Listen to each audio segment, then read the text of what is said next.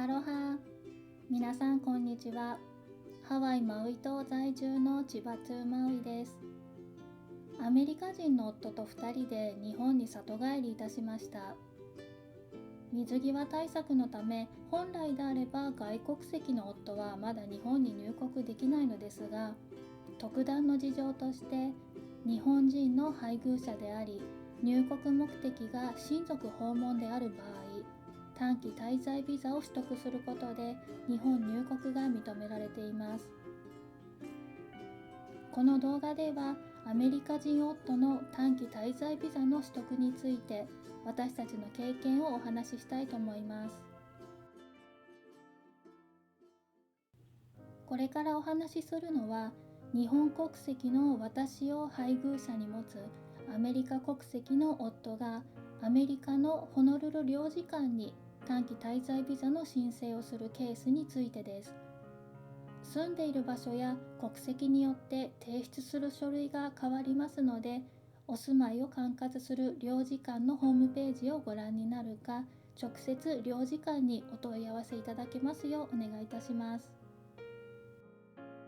こちらは在ホノルル日本国総領事館のホームページから印刷した短期滞在ビザ申請に必要な書類の一覧です。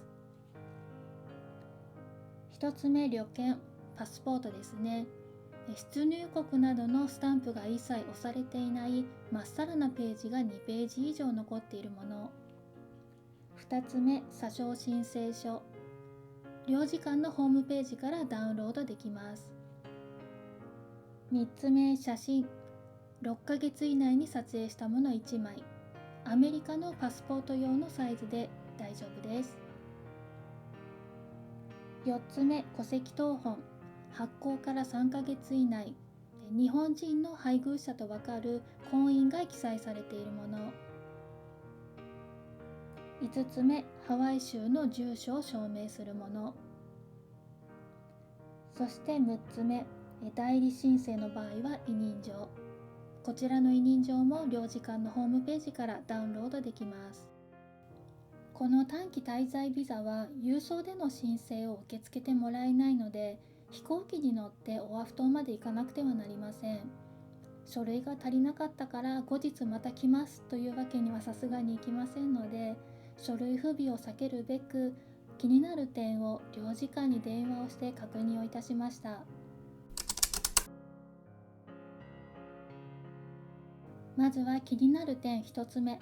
戸籍謄本についてです。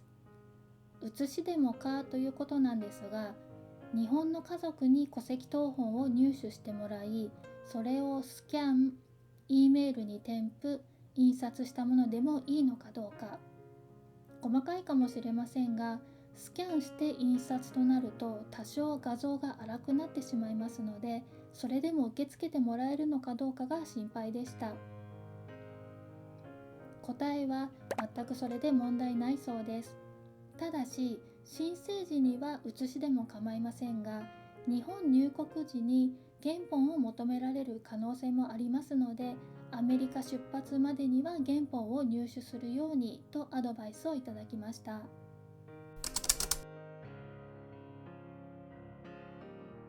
気になる点2つ目、それは受け取り方法についてです。こちらに申請は本人または代理人が行ってくださいと書いてありますが、受け取りについては明記がありません。受け取りは本人でなくてはならないのか、それとも代理人でもいいのか。答えは代理人で大丈夫です。申請と受け取りが別の人でも構わないとのことでしたので、夫は2回ホノルルに行く必要はなくなり、申請は夫本人が出向き、受け取りはホノルル在住の夫のいとこにお願いすることにしました。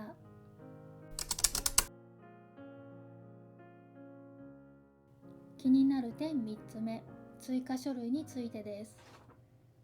こちらに追加書類が必要になる場合があります。ビザの詳細については英語のページをご参照ください。追加書類何ですか？実は他の国に住んでいらっしゃる日本人が発信している YouTube の動画で、外国籍の旦那さんの短期滞在ビザを申請するのに必要な書類を紹介している中で、こちらの一覧には載っていない書類を提出されたとおっしゃっていたんですね。その書類というのは、招聘理由書、滞在計画表、直近1ヶ月分の銀行の取引明細書といった書類なのですが、確かにビザについて詳しく書かれている英語のページを読むと、それらについての記載があるんですね。これについては、日本人を配偶者に持つアメリカ人の申請であれば、この一覧に載っている書類だけで良いそうです。査証申請書は領事館のホームページより印刷をしてから手書きでもいいですし、パソコンで必要事項を入力してから印刷でも大丈夫です。夫は後者を選びましたが、なかなかスムーズにはいかなかったようです。一度入力したものが修正できなかったり、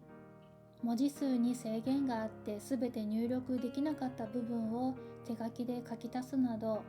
たった2ページの書類を完成させるまでに約2時間かかりました。何と回答したらよいのかわからない質問については、とりあえず空欄にしておき、当日領事館の窓口で確認をいたしました。戸籍謄本は両親にお願いをして市役所まで取りに行ってもらい、ヤマト運輸の国際宅急便でこちらへ送ってもらいました。 B4 サイズ1キロまでの紙のみの送付であれば、インボイスの記入が不要な書類パックがお得です。アメリカまでの送料は1200円。ただし、コンビニや取扱店からの発送はできません。ヤマト運輸の直営店に直接持ち込まなくてはならず、持ち込み手数料として100円引いてくれますので、実質1100円で送ることができます。書類パック専用の封筒は特に用意されていないので、自分の好きなものを使えばいいのですが、今回はこちら、